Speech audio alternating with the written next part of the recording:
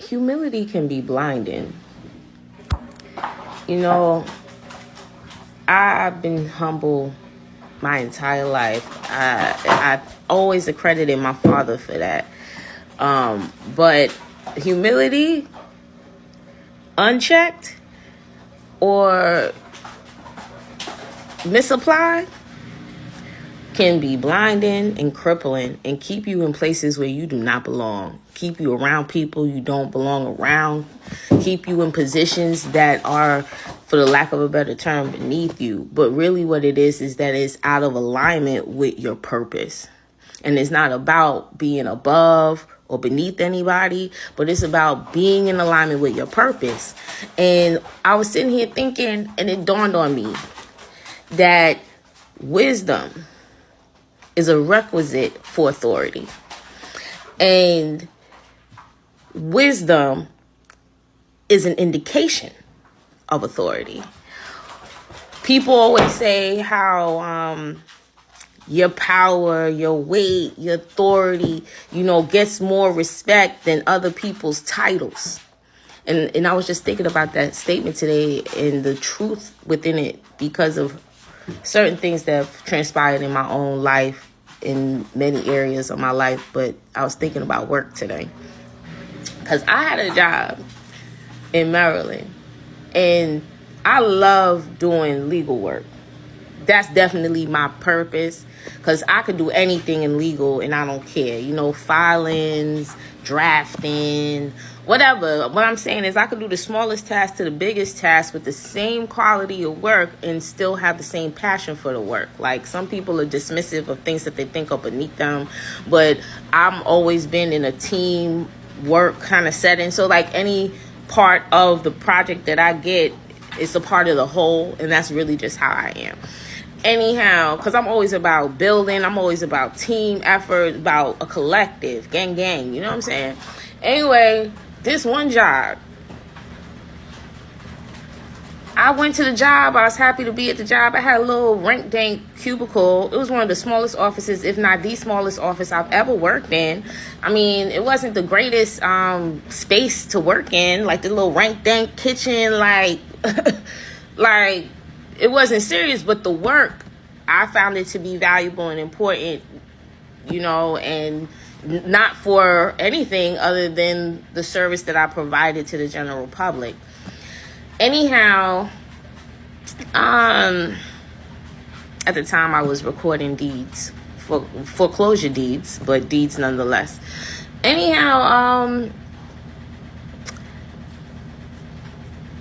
I always walk with the Lord, you know what I'm saying? So I'm always in prayer. I'm always, especially at that time in my life, I had just got out of my last relationship and I just was with God every day, all day. I couldn't even listen to secular music or television. It was just gospel and sermons all day just to keep me afloat because my heart was broken.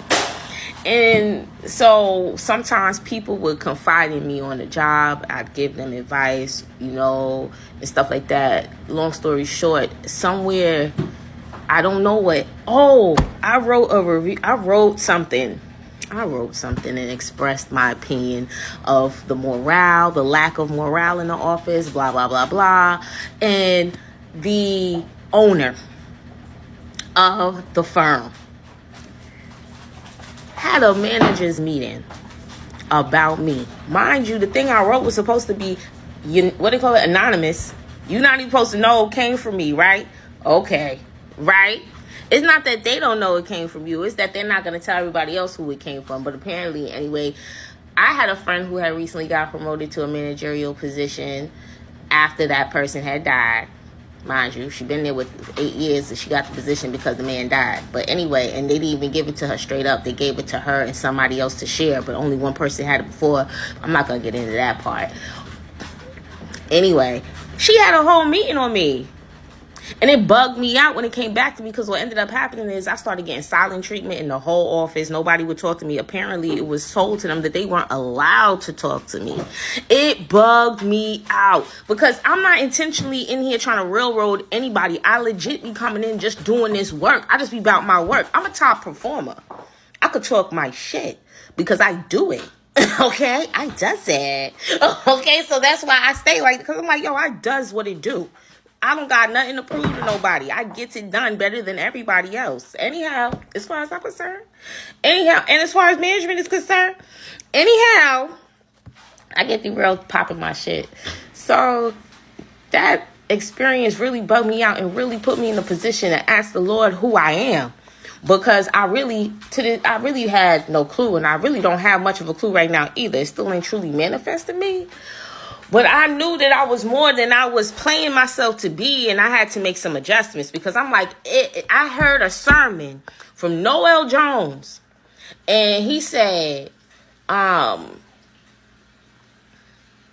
size of your enemy is a reflection of who you are and the size of like your authority, something to that effect. That wasn't it verbatim, but that's what he was getting at. He was basically saying the size of your enemy is a reflection of the height of to which you're going to go, the size of your victory, the size of the glory that's to come. To that it was the point he was making. Anyhow, I'm like, yo, I need to leave or something, because apparently I'm not clear on who I am, because I'm over here happy. Kuzan, get away from the garbage. Kuzan, get away from the garbage. I'm over here happy doing rank-dink legal work when I know I'm overqualified and can do way more. You know what I'm saying? But I just wanted to get my foot in the door, and it was more important to me to be in my field than to have some type of title. That's what I'm saying. Like, I'm humble. Like, I know what I know, and I know it. That's all I need to know. I don't need no title. I need the money. But even at that time, I wasn't even pressed about the money, because I always believed in the steps. I always believed in taking the long way. I've always believed in taking the narrow path, because one thing about me is once I experience something, I'm not trying to revisit that shit. Like, you know what I'm saying? So I feel like if you do things too quickly, you're going to fall. You know what I mean? I want to establish a solid foundation, so when I do get to the heights of where I'm going, ain't no coming back. You heard?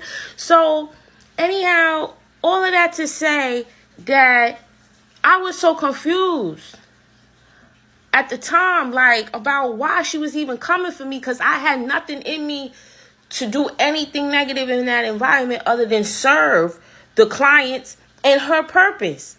And I was okay with it.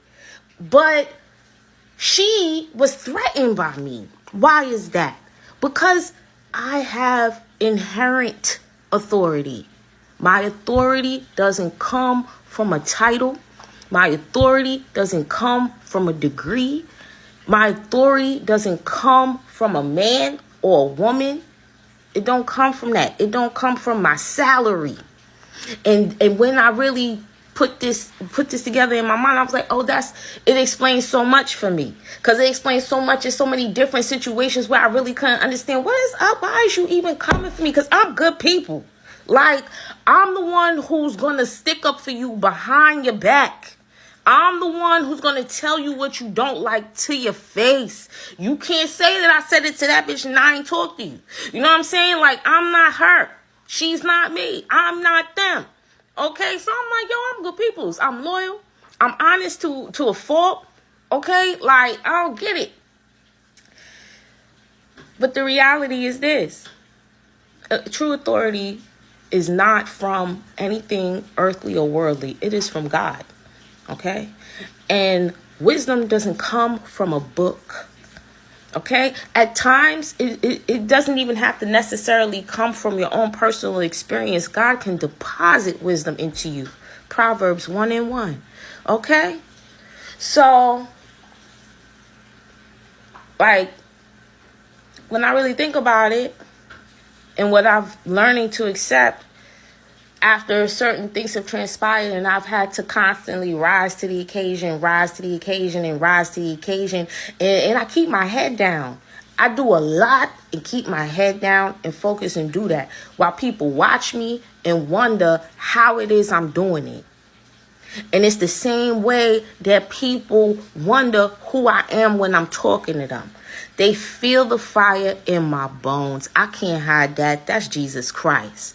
Okay? That is the blood of the Lamb over my life, B. And can't nobody mess with it.